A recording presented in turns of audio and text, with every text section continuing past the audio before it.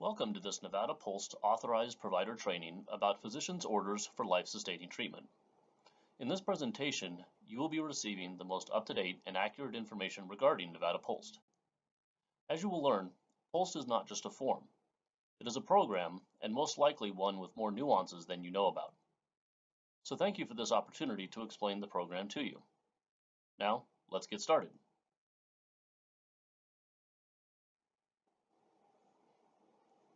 The POLST program began in Portland, Oregon, when physicians kept seeing the same types of patients near the end of life. Their treatment decisions were very unclear, advanced directives were unavailable or insufficient, and there were just too many unknowns. So a group of physicians, led by Dr. Terry Schmidt, approached the Ethics Center at Oregon Health Sciences University, and together they formed a task force to look into the issue. 2 years later, in 1991, they had the first physicians' orders for life-sustaining treatment. There were some important features the task force wanted the POLST program to have. They didn't want a checklist. The end of life and decisions surrounding it require informed consent, a meaningful conversation discussing patient values, treatment wishes, and the ramifications of possible choices. They wanted it to be succinct, short and to the point, a single two-sided page. They wanted it to be easily recognizable, and they wanted it to be valid in any setting, so it needed to be a medical order that was transferable to assure that all providers could honor the POLST. Shades of pink on this map reflect the saturation of POLST across the nation, with darker shades indicating more mature programs. POLST programs actually go by different names in different states: MOST, MOLST, POLST, etc., but they are essentially the same program with slight variations. As you can see, Nevada is not alone. Only 5 states do not have a POLST program, so this is a well-established, well-respected, and very successful concept. Many patients already have an advanced directive, so you might be asking yourself, why do we need yet another form? Remember, we began this training by explaining the deficiencies providers found with advanced directives. So the answer to the why question is that the POLST addresses many of these deficiencies. Advanced directives are intended for anyone over the age of 18 in any state of health, whereas the POLST is for a specific population and the POLST orders reflect a patient's current state of health, not some unknown future illness or condition. It is a medical order that travels with the patient and is to be honored in all settings, whether in a facility, during transport, or at home. The POLST requires the signature of the patient's physician and the patient or their legal representative. The POLST also indicates if someone else was witness to the discussion to complete it. And finally, but very importantly, the POLST is concise.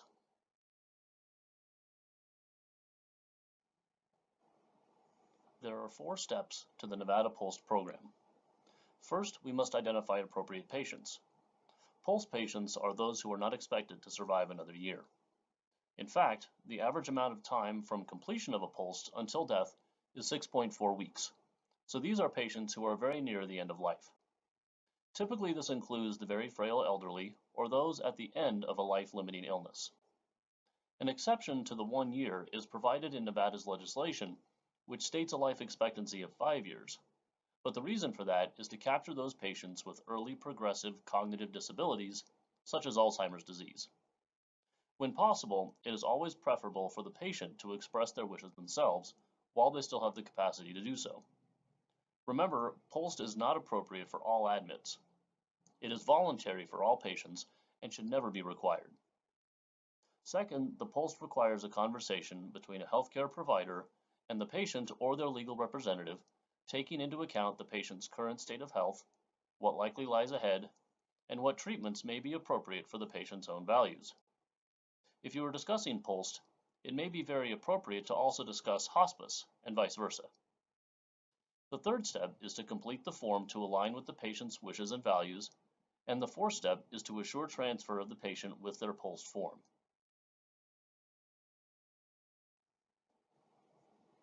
POLST forms should be printed double-sided on bright pink paper to assure easy recognition, and on 65-pound stock for durability.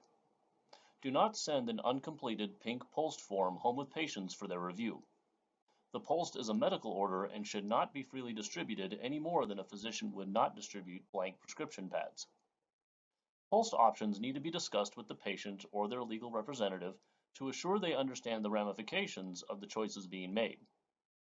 If a patient wants to review their POLST form at home, be sure to use the sample form available on the Nevada POLST website, not an actual POLST form. Faxed, copied, or electronic versions of a POLST are valid if they are signed and dated as required. A survey of emergency medical responders found that the pink form is strongly supported.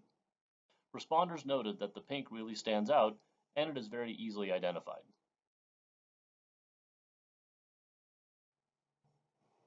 Because the POLST is to stay with the patient, facilities and providers must develop a process to assure that the POLST is sent with the patient upon transfer or discharge. Any patient going home should be told to place their POLST on the refrigerator or next to the bed. Emergency responders are trained to look in both places. If you are an EMS responder, when entering a facility or home, you should ask if the patient is a POLST patient. If you're a facility or other provider, you should be advising EMS or other transport that the patient is a POLST patient. If everyone involved is either requesting or offering the form, it is more likely to be transferred or otherwise kept with the patient.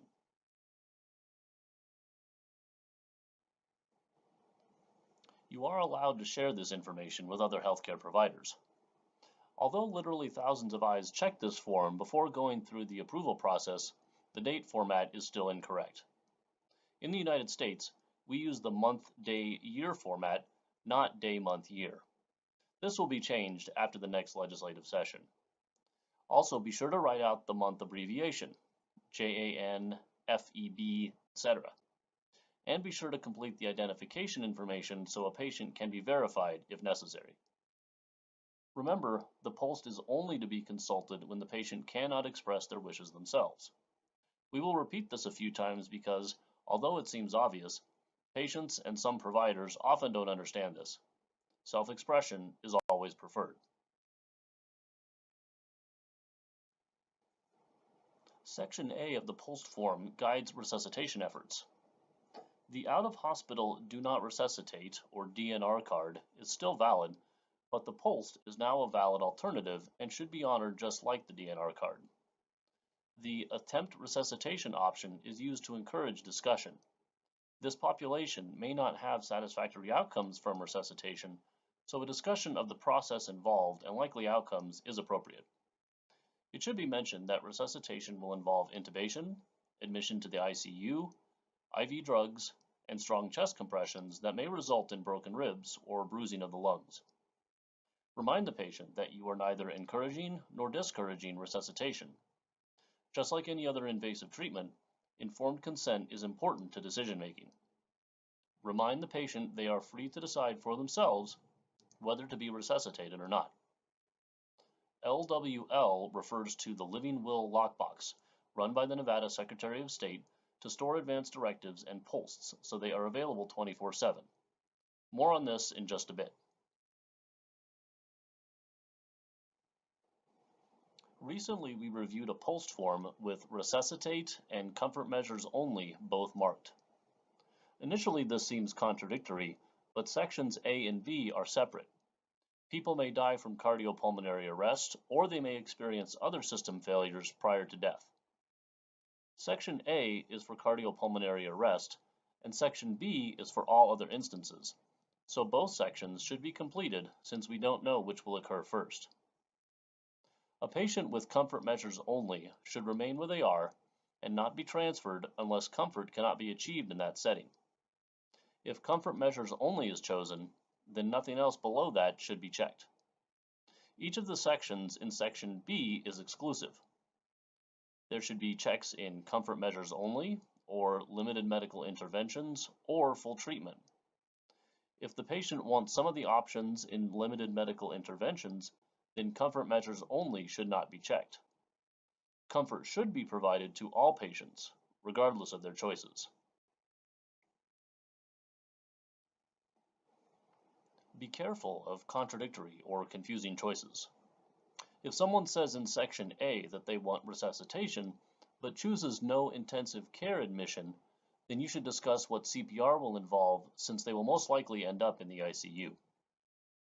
Likewise, if the patient has a PICC line and then says they don't want any more lab work, that also needs to be discussed. Be sure IV treatments agree within parts A, B, and C. Watch for confusing or contradictory choices and discuss them with regard to the patient's current health status and their overall goals of care.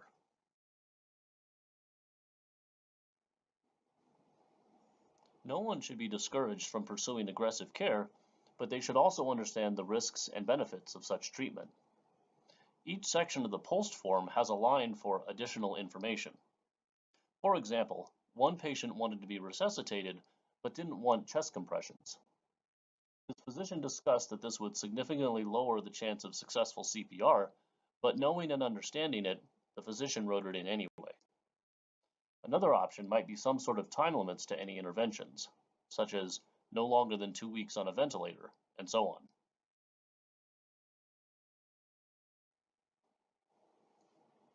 A physician's signature and date are required in Section C. Our website, nevadapolst.org, has a template that will print out only the additional information in this section, so a physician just has to sign and date, and the rest is already complete. Just print a stack of POLSTs using the template, and this section is complete except the signature and date. See the Nevada POLST Form tab on the website. Although not required, completing the rest of this section is very helpful. Remember, this form is to go with the patient wherever he or she goes, so if a patient from Elko ends up at a facility in Reno, the receiving facility may not know the physician who signed the form. Having a quick way to contact that physician is very helpful if there is any question about the order.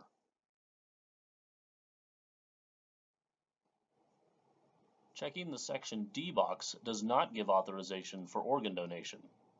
This is just a reminder to check the patient's state-issued ID for organ donation information.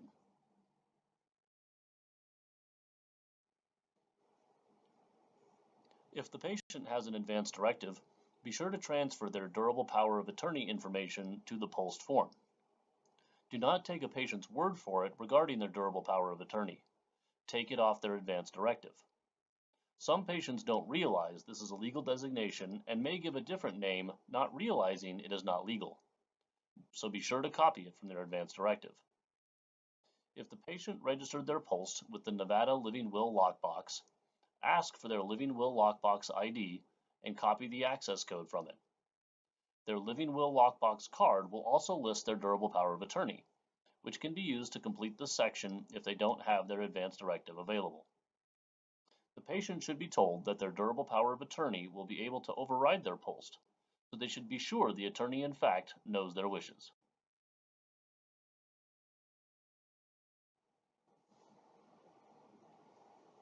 At the top of this section, circle the person who is completing the form: the patient, their agent per the durable power of attorney, the parent of a minor, or a legal guardian. That person then signs the first signature line and dates it. These are required. If the patient has lost capacity and does not have a durable power of attorney or a legal guardian, then they cannot have a POLST form. For these patients, revert to procedures used prior to the POLST. The next part of this section is a bit misleading and will be changed in the next revision. A witness is not required. This section is really just asking if anyone else was present during the discussion. If so, then that person should be identified so that, if there are any questions later, they can confirm what was said. That person should sign this second line. The final signature is for the physician, nurse, physician's assistant, or other provider who is having the conversation with the patient. This person should have sufficient knowledge of the patient's history and prognosis, a knowledge of medicine so as to explain the options of the POLST and what they may mean for that specific patient, and to answer any questions the patient or their representative may have. Take note that it must be a physician who meets face-to-face with the patient or their legal representative to assure they understand their choices, to make sure that the orders reflect the patient's wishes, and to sign and date the order.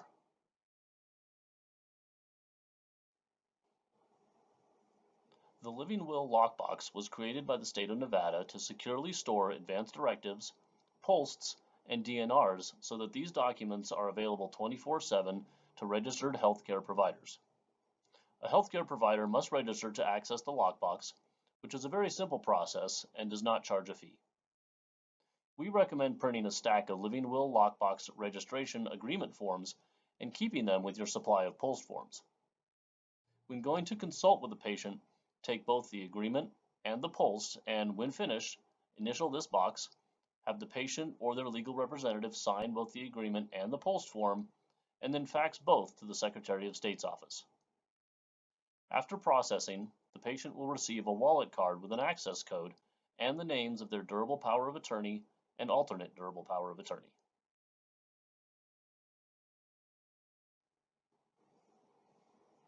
This is the Living Will Lockbox website. For the registration agreement and the provider access agreement, click on the Forms and Resources link in the panel on the left side, circled here in red.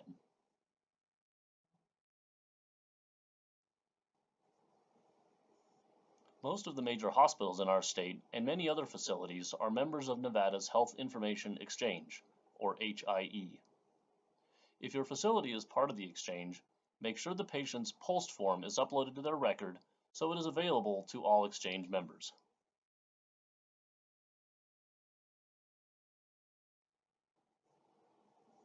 The NevadaPolst.org website provides information about the recent Medicare codes providing reimbursement to physicians, APRNs, and PAs for advanced care planning with their patients.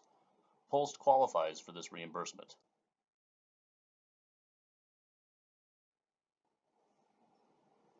POLST is a statutory program governed by state law under Nevada Revised Statutes Chapter 449.691 through 697. According to these laws, you cannot face legal action if you comply with the orders on a properly completed POLST form. You also cannot be held responsible if you are not aware of the existence of a patient's POLST. It is important to know that the legal representative of the patient, their agent, the parent of a minor, or the patient's legal guardian is able to create a POLST for a patient who lacks legal decision-making capacity, and the agent may override the orders of a POLST on the patient's behalf. However, should the durable power of attorney object to the treatment choices of a patient's POLST, be sure this agent understands the process that took place. The patient had capacity to understand their choices, and there was a discussion about those choices. And also, this may have been one of the last decisions the patient was able to make for themselves. Then ask the agent if they are comfortable overriding those decisions. In the end, the agent still may do so if he or she wishes.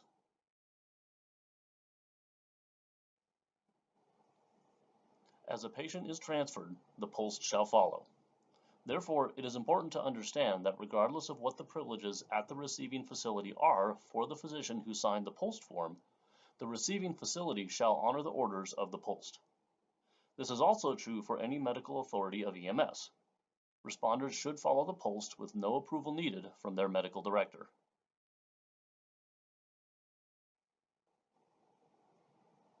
Nevada law states that patients with a life expectancy of 5 years or less should have a POLST completed, but that is very difficult to determine, and studies have shown that many people change their minds about their end-of-life preferences when death is imminent. Some people decide to fight harder, while others decide they have fought long and hard enough. If a POLST is completed too soon, it is possible the patient won't know what they will actually want when they are truly near the end. This 5-year period, however, may be very appropriate for those with progressive cognitive impairment, such as Alzheimer's disease. It is always preferred to have the patient themselves determine what they want, so speaking with an Alzheimer's patient and describing what stage 7 will look like later on will help them decide for themselves what they may want when they have lost decision-making capacity. With the exception of progressive cognitive impairment, POLST should be offered to the very frail elderly or those near the end of a terminal or life-limiting illness. The average POLST completion to death interval is 6.4 weeks, so you can see that these documents are to be used for those who are very near the end and who most likely understand the gravity of their decisions. The law says that if a patient requests a POLST, they may have one completed. However, if the patient does not fit the POLST profile, they should be encouraged to be sure their advance directive is in order, that their durable power of attorney is aware of their designation and their desires, and that the durable power of attorney is willing to fulfill those wishes. The patient should also be sure that they have provided a copy of their advance directive to their physician or physicians, to the Living Will Lockbox, and to anyone who may be contacted in an emergency.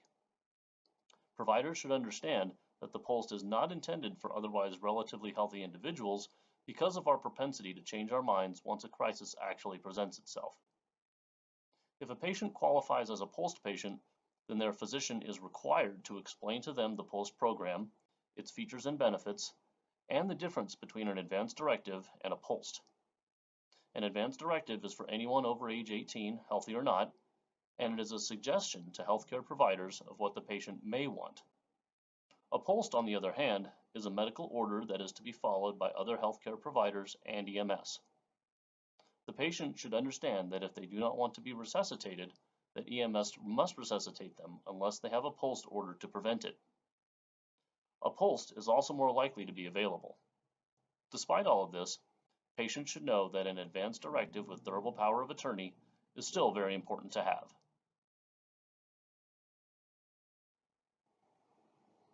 If a patient already has a POLST form, it should be reviewed whenever there is any sort of significant change in health status, location, or preference.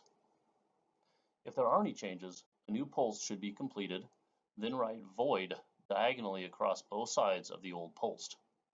Complete a new POLST, get it signed and dated, and resubmit it to the Living Will Lockbox.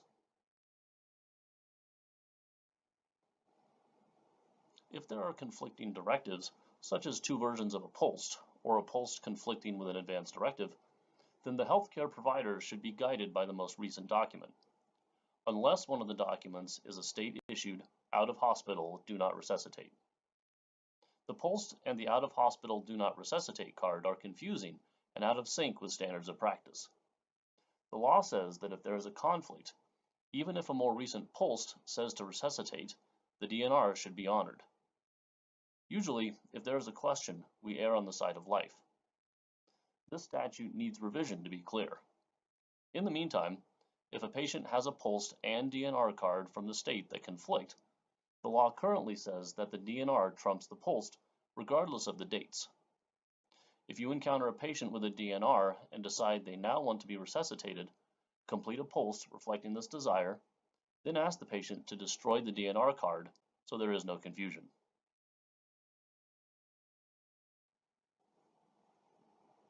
If a provider is unwilling or unable to comply with a patient's POLST orders, they are to transfer the patient to a provider who will. If a patient is pregnant and the fetus is expected to survive to viability, then regardless of what the mother's POLST says, life-sustaining measures should be attempted.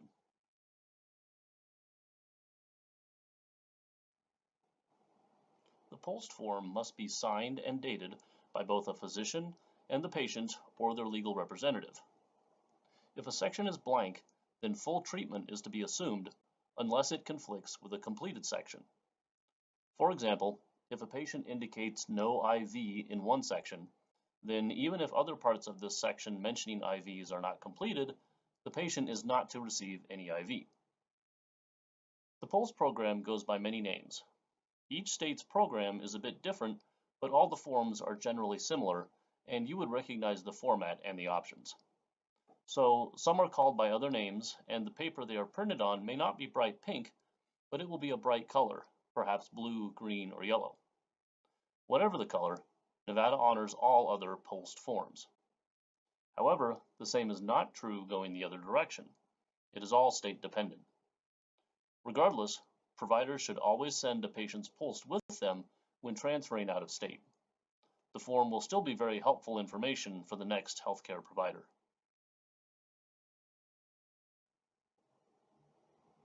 Now that we have told you about the POLST program, you may be asking, does this program work?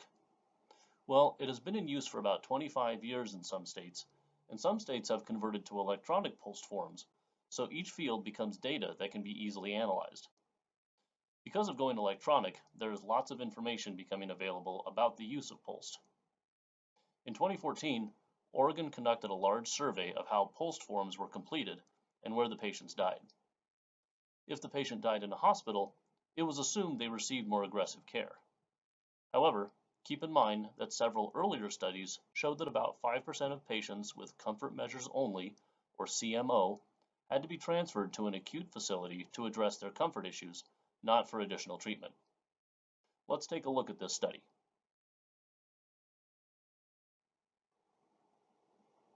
The study showed that most patients wanted comfort measures only, and some wanted limited interventions, but only 6.4% wanted full treatment. When the researchers looked at where these patients died, they found that only 6.4% of those wanting CMO were hospitalized at death. Remember, about 5% are hospitalized but don't receive any additional treatment. They are just made more comfortable because comfort could not be achieved where they were.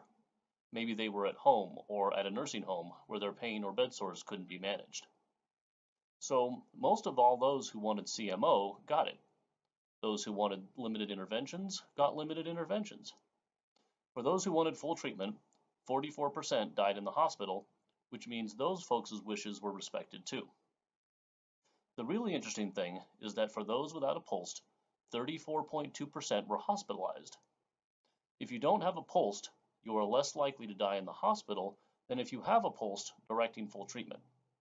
That means if you want more aggressive treatment, you should complete a POLST because you too are more likely to get what you want. The point is this: the program works for everyone, whether they want more aggressive treatment or less aggressive treatment.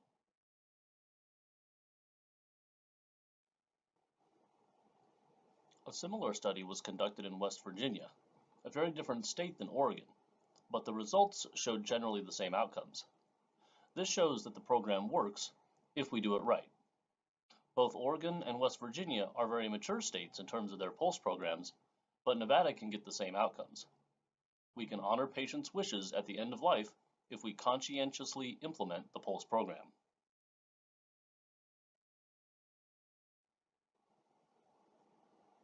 Thank you for your attention and your interest in the Nevada POLST program. Should you have any questions, please send us an email and we will respond as quickly as possible. You will find patient videos and handouts, more research, and lots of other information on our website, nevadapolst.org.